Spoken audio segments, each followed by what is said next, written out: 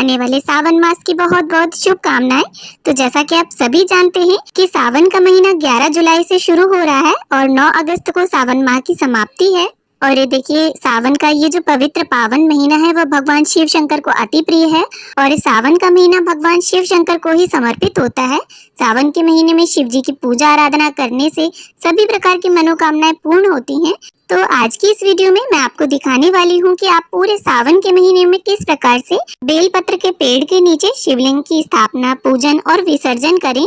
तो देखिए, हमारे शास्त्रों में पार्थिव शिवलिंग के पूजन का बहुत अधिक महत्व बताया गया है और विशेष करके अगर हम बेलपत्र के पेड़ के नीचे शिवलिंग की स्थापना, पूजन और विसर्जन करते हैं तो जितने बेल वृक्ष में पत्ते होते हैं उतने शिवलिंगों के पूजन का हमें पुण्य फल प्राप्त होता है।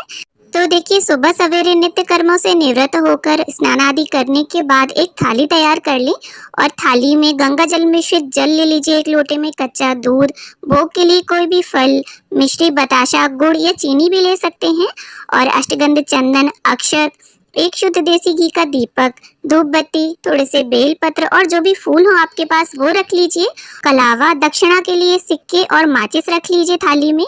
और देखिए, सोमवार के दिन बेलपत्र ना तोड़ें और जिस भी पेड़ का आप पूजन कर रहे हो उसके पत्ते ना तोड़ें। पौधा अगर छोटा है तो बिल्कुल भी आपको पत्ते नहीं तोड़ने हैं। पौधा जब काफी बड़ा होकर पेड़ बन जाता है पूजा के लिए तभी उसके पत्ते तोड़े जाते हैं।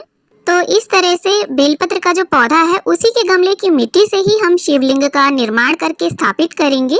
तो देखिए, बेलपत्र का जो पौधा है वो 7 देव वृक्षों में से एक माना गया है और इसकी जो मिट्टी है वो बहुत अधिक पवित्र होती है। इसमें साक्षात भगवान शिव शंकर का वास माना गया है। तो इस प्रकार से देखिए, पिंडी स्वरूप हमें आकृति देनी है और सिर्फ पिंडी बनानी है, हमें जलाधारी बनाने की जरूरत नहीं है। और थोड़ा सा हाथों से प्रेस करके दबा दबा कर बनाएं जिससे जब हम अभिषेक करें तो वो खंडित ना हो।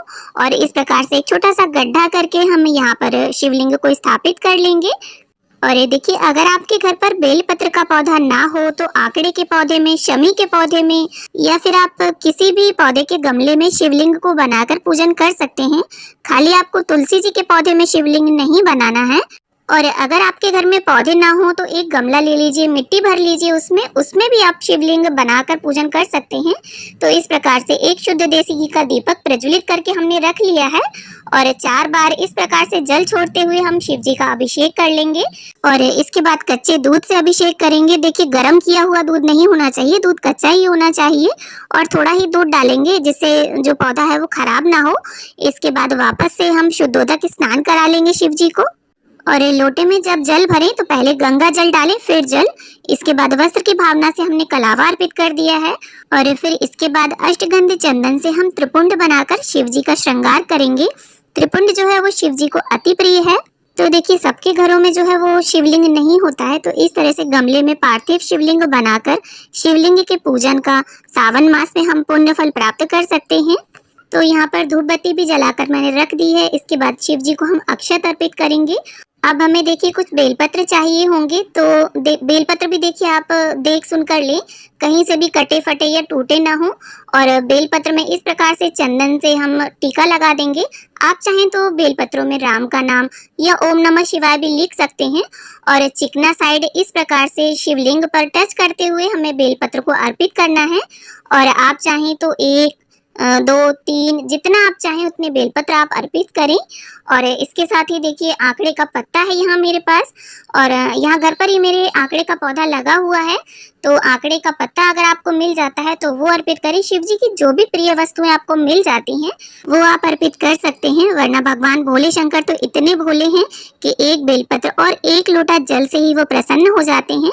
इसके साथ ही जो भी फूल हो आपके पास, गेंदे के फूल हो, सफेद फूल हो, गुलाब के फूल हो, जो भी फूल हो वो अर्पित करें। फल अर्पित करें भोग में, साथ में दक्षिणा के लिए कुछ सिक्के अर्पित करें। इसके बाद धूप दीप से प्रेम पूर्वक हम आरती उतार लेंगे शिव जी की। और देखिए, अगर आप भोग में मिश्री, चीनी, बताशा या गुड़ रखते हैं, इस तरह से कोई मीठी चीज रखते हैं तो डायरेक्ट गमले में ना रखें, कटोरी में रखें, क्योंकि गमले में अगर आप डालेंगे तो चींटियां लग जाएंगी, पौधा खराब हो जाएगा। और देखिए, कोशिश ये करें कि पूरे सावन के महीने में आप रोज शिवालय जाएं, 1 लोटा जल और 1 बेलपत्र शिव जी को अर्पित करके आएं। और अगर हर रोज मंदिर जाना आपके लिए पॉसिबल ना हो तो कम से कम सावन के सोमवार आप शिवालय में जाएं और शिव जी का पूजन करें। और ये देखिए, ये बात तो आप सभी जानते होंगे कि भगवान हमारी पूजा अर्चना तभी स्वीकार करते हैं जब हमारे मन में सच्चाई हो, किसी भी तरह का कोई मैल कपट ना हो।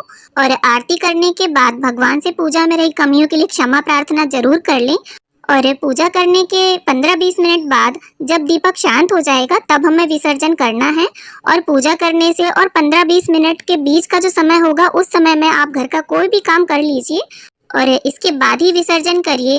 तो ये जो दीपक है इसे हमें उठा लेना है और जो भी भोग नैवेद्य आपने अर्पित किया है उसे आप स्वयं भी ग्रहण कर सकते हैं, परिवार के लोगों को भी दे सकते हैं।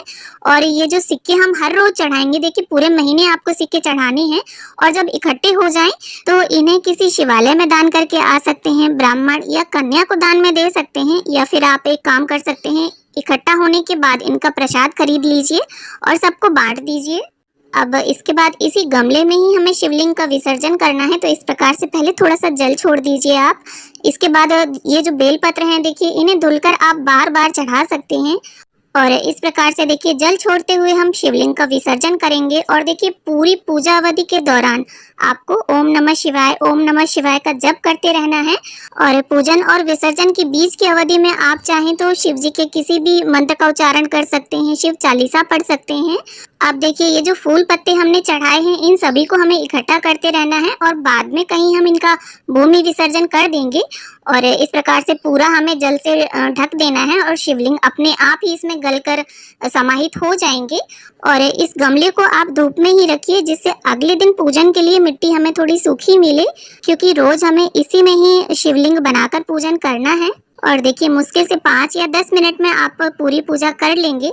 तो उम्मीद करती हूँ पूजा विधि आप सभी को पसंद आए। वीडियो अच्छी लगे तो इसे लाइक, शेयर और चैनल को सब्सक्राइब कर लें।